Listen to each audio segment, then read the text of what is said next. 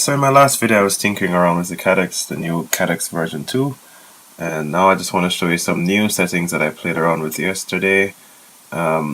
Basically I showed turning off the wide dynamic range gave a very interesting look, but I found that that's not going to work in every situation because there's a reason why we have wide dynamic range in our cameras these days, because of the different conditions that we fly in.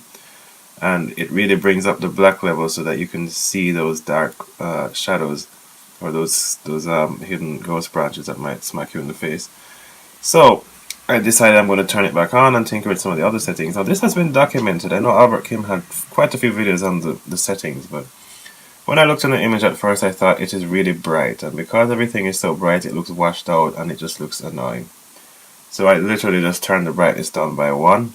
I experimented with contrast, everything else, but I found the best setting is literally turning the brightness down by 1. And I turned the color, the saturation up by 3 because it looked a little bit flat. And it really made a huge difference. I think that what happens when I turned off the wide dynamic range, the black levels in the FPV looked okay, they looked acceptable. I could still see a little bit of detail, but in the HD it was totally black. So there has to be a compromise between those two. Unfortunately, we cannot adjust the two feeds differently.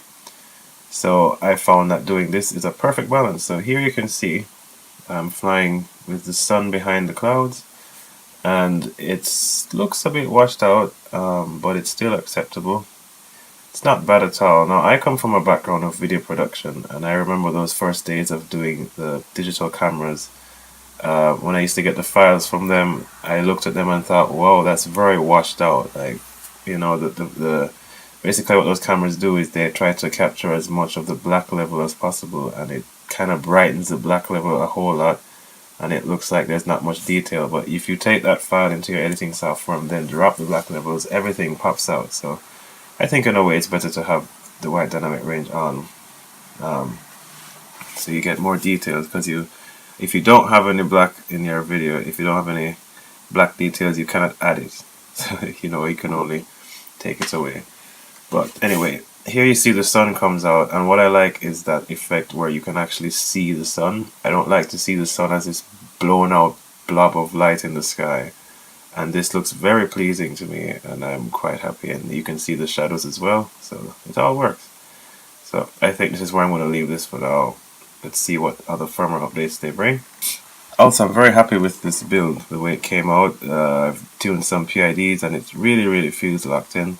I think the IH3 frame is a very good frame, and even though I'm running this on a 3S battery, these motors are the Tachyon motors 1108. They are quite powerful. They do suck a lot of power, and I wish they were a little bit more efficient. They're okay, but they feel really good. Like, I can recover from a dive and it just feels really controllable, and it's very smooth. So, very good. I'm very pleased. Thank you for watching, and I hope I could inform you in one way or the other. If you're not very pleased with your Caddx version 2, I hope this will make your experience a little bit better. I actually really like it, and I'm very pleased now. Thanks for watching.